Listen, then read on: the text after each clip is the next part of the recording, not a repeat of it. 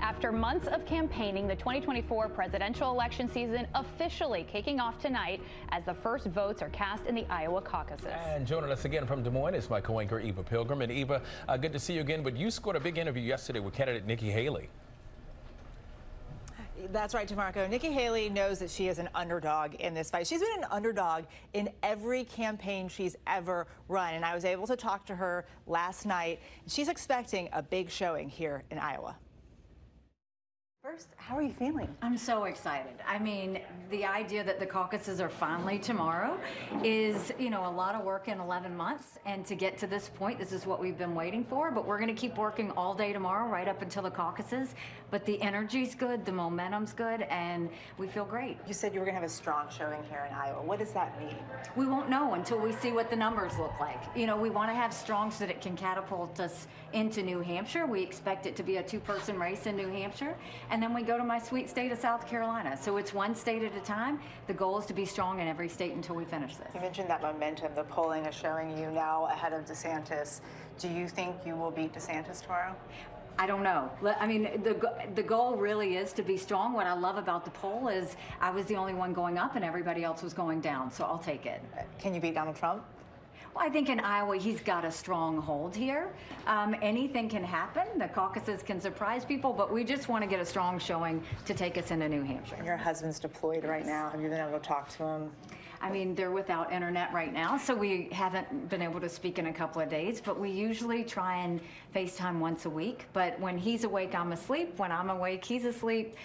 So we text message and kind of connect other than that. But I'm just so proud of him, and I'm like every other military family. It's tough. It's like my right arm is gone. Mm-hmm. But, I'm proud of what he's doing. He's proud of what I'm doing, and we just pray for him to come home safely. I've heard you say so many times, and in your book it's in there a bunch of times, you focus on the similarities and avoid the differences. Do you think you can actually unite this country? It's so divided right now. The reason I'm doing this, I don't want my kids to live like this.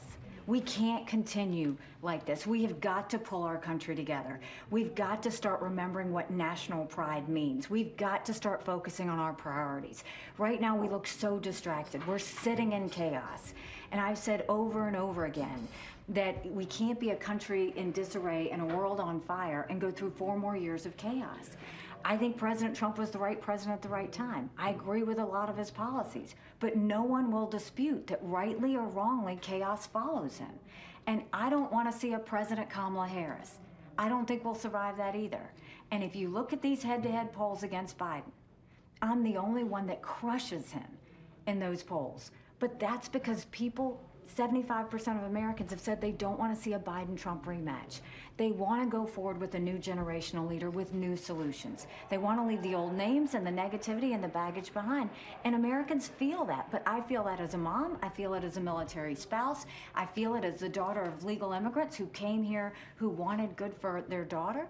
And so I know that a lot of families are feeling this way. They're worried about their kids, and they want to know that we're moving in the right direction. Any last words for the people of Iowa? I mean, look, it's been a great 11 months. We built a lot of relationships and a lot of trust with them and heard their issues from farming to small business to the economy and everything in between. And I hope that we have earned their trust, but we're going to fight until the last second, and then we're off to New Hampshire. Next, and Eva, you have been braving those minus 30-degree wind chills. So have the campaign. So has the campaign. Haley saying she's been campaigning 11 months already in Iowa. How are voters responding? Ariel, it's really interesting talking to the people who attend these events. It's a wide range of people. It's everything from people who voted twice for Donald Trump in previous elections.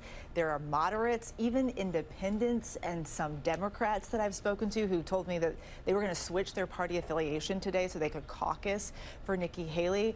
And sort of the message we keep hearing from these people is that they just want something different, and different isn't what they've seen before.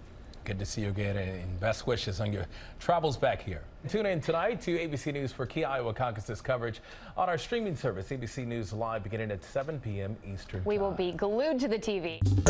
Well, hey there, GMA fans. Robin Roberts here. Thanks for checking out our YouTube channel. Lots of great stuff here. So go on, click the subscribe button right over here to get more of awesome videos and content from GMA every day, anytime.